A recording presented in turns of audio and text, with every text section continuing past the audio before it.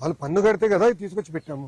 భారతదేశంలో ఏ రాష్ట్రంలో ఇట్లా ప్రైవేటీకరణ జరగకుండా ఆపిన స్టీల్ ప్లాంట్ ఒకటి కూడా లేదు. అలాంటిది విశాఖ ఉక్కు కేవలం 1 and only ఎన్డీఏ ప్రభుత్వం ఆపింది. ఎందుకంటే మనకి ఎమోషన్ అటాచ్. మనం కాపాడుకున్నాం. కార్మికులు చూసుకునే బాధ్యత నాది. ఈరోజు కార్మిక సంఘాల నాయకులే ఎంత బాధ చేసినట్టు వాళ్ళు మాట్లాడే విధానం చూస్తే, డబ్బులు ఇచ్చేయండి, డబ్బులు ఇచ్చేయండి అంటే డబ్బులు ఇచ్చి చేతులు దులుపుకుని వెళ్ళిపోమంటారు మమ్మల్ని. అదా మా బాధ్యత. నేనేమన్నా కుటుంబాలను మేము ఆదుకుంటాం. ఎస్, ఎక్స్గ్రేషియా ఇస్తామని చెప్పాం అంటే ఎలాంటి డౌట్ లేదు. ఒక ఆయన ఏమన్నాడంటే విచిత్రం, ఒక కార్మిక నాయకుడు ఏమన్నాడంటే అసలు మీరు ప్యాకేజ్ ఇవ్వకుండా ఉంటే ప్లాంట్ తెరిసేది కాదు కదా, ప్లాంట్ తెరుచుకుని ఉంటే మంచి చనిపోయాడు కాదు కదా. మాట్లాడే విధానం అండి ఇది. మీడియా మిత్రులు, ప్రజలు కూడా ఆలోచించండి దయచేసి. ఏంటిది? ఇప్పుడు నేను వెళ్ళింది ఏంటి, వాళ్ళు అడిగిన ప్యాకేజ్ కన్నా రెగ్యులర్ ఎంప్లాయీస్కి ఇంకెక్కువ వస్తుంది. దాన్ని కుడించమంటారు లేదు. మేము ఇంకోటి out sourcing contract are permanent అయినా కూడా ఇద్దరికి ఉద్యోగాలకు ఇస్తాను, పర్మనెంట్ ఉద్యోగం ఇస్తాను. భారతదేశంలో ఎక్కడ జరగలే. పెద్ద మనసుతో కుమారస్వామి గారు సెక్రటరీ గారితో పోరాడి తీసుకొచ్చిన నా ఒక నిమిషం నేను ఇవ్వాల్సిన అవసరం కూడా ఆయన పోరాడి తెచ్చిన. అది ఎన్డీఏకున్న చిత్తశుద్ధన. సో మేము ఇక్కడ కేవలం ఏదో డబ్బులు ఇచ్చేసి చేతులు దుప్పుకుని వెళ్ళాక రాలేదు. మా కుటుంబాన్ని అండగా ఉంటాం. మొత్తం అంత్యక్రియలు అయిన తర్వాత, పెద్ద కర్మైన తర్వాత కుటుంబాన్ని మేము కలుస్తాం. వాళ్ళ పిల్లల్ని చూసుకోవాల్సిన బాధ్యత కూడా మా పైన ఉంది. We understand that commitment. ఇప్పుడు ఎల్జీ పాలిమర్ ఇష్యూ తీసుకున్నాం. ఎల్జీ అనే సంస్థ డబ్బులు పెట్టాల్సింది ట్రస్ట్ లో.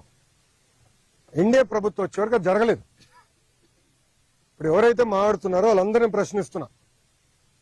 ఎల్జీ మేము ఎన్డీఏ ప్రభుత్వం వచ్చినంత వరకు ట్రస్ట్ లో పెట్టాల్సిన డబ్బులు వాళ్ళు పెట్టలా.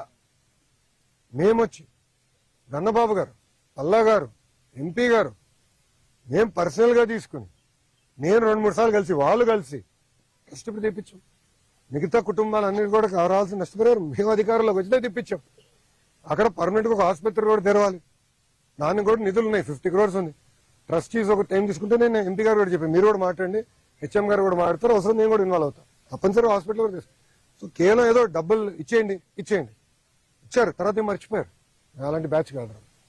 జీవితాంతం గుర్తుపెట్టుకుంది. ఎందుకంటే వాళ్ళందరూ ఆంధ్రులు, తెలుగోలు. మనం కాకపోతే ఎవరు కాపాడతారండి వాళ్ళని? ఆ బాధ్యత ఇక్కడ ఉన్న మా అందరి పైన ఉంది, కేంద్రంలో ఉన్న ఎన్డీఏ పైన ఉంది. అందుకే 6 గంటల్లో కుమారస్వామి గారు వచ్చారండి. అది మాకు నచ్చుతుంది. ఇప్పుడు కార్మిక సంఘాలు కొన్ని రాజకీయ పార్టీలు వచ్చింది, వాళ్ళ నాయకులు ఎవరు నచ్చినారా? Straight question అడుగుతున్నానండి. వాళ్ళ నాయకులు ఒక్కరన్నా వచ్చారా పరామర్శించడానికి? కనీసం మాట్లాడారు ఎవరితో? వాళ్ళు మాట్లాడరు. అక్కడ కుటుంబాలతో నేను మాట్లాడుతుంటే మీరు ప్రాక్టీస్ చేయండి. కుటుంబాలతో నేను మాట్లాడుతున్నాను. నేను చెప్పాల్సిన కుటుంబాలకు చెప్తా. నేను కుటుంబాలకు చెప్పా. వాళ్ళు ఎవరు నన్ను వాళ్ళు మళ్ళీ కలుస్తాను కూడా నేను చెప్పా. అది మాకు ఇప్పుడు లోపల కూడా కార్మికులు ఒక ఆయన దూరం నుంచి అరుస్తున్నాడు. నేను ఎందుకు అరుస్తున్నా, దగ్గర రా, ఇంపట్లేదు స్వామి దగ్గర అని తీసుకుని మేము మాట్లాడాం. మా పోలీస్ సోదరు కంగారు పడితే చెప్పిన, ఎందుకు మీకు కంగారు, పక్కరండి, అందరిని కలిసి వెళ్తామని చెప్పి కలిసిన. సో ఆ చిత్తశుద్ధి ఎన్డీఏ ప్రభుత్వానికి ఉంది. కుటుంబాలను ఆదుకునే బాధ్యత మేము తీసుకుంటాం. మళ్ళీ విశాఖ ఉక్కుకి పూర్వ వైభవం తీసుకొచ్చే బాధ్యత కూడా మా పైన ఉంది, మేము చేస్తాం.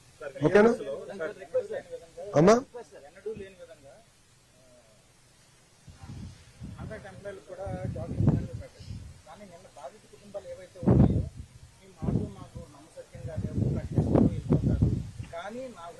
ఎవరు చెప్పారండి? ఒక నిమిషం అన్నా, మీరేమనుకోపోతే 1 second అన్నా. ఐఎమ్ సారీ కానీ హాఫ్ నాలెడ్జ్ తో మనం ఆడకూడదు. కంప్లీట్ నాలెడ్జ్ తో లెట్ us డిస్కస్. ఓకే, ఈరోజు ఎవరు వచ్చారండి ఇక్కడికి? ప్రతిపక్ష ఇది టీమ్ 11 క్యాప్టెన్ వచ్చాడా? అడుగుతున్నా, టీమ్ 11 క్యాప్టెన్ వచ్చాడు ఇక్కడికి? లేదు కదా. కుమారస్వామి గారు 6 గంటలు ఎందుకు వచ్చాడు? ఆయన ఎందుకు ప్రకటించాడు? 25 లక్షలు ఈరోజు రాత్రి కుటుంబాల అకౌంట్ లో మేము వేస్తామని చెప్పాం. 9 రోజుల తర్వాత తిప్పి నన్ను అడుగు, అప్పుడు నేను సమాధానం చెప్పగలుగుతా. కానీ మీరే కావాలని అపోహలు సృష్టించి, కార్మిక సంఘ నాయకులు అపోహలు సృష్టించి కరెక్ట్ కాదు. I'm sorry to say. మేము కాపాడాం ప్లాంట్, స్టీల్ ప్లాంట్. మాకున్న చిత్తశుద్ధి మేము కాపాడాం. నాకు ఇప్పుడు కూడా ఫోటో ఉంది. మేడం గారు, నిర్మలా సీతారామన్ గారు కూర్చుని ఉంటారు, బాబు గారు ఉంటారు, పైన క్లాక్ ఉంటుంది.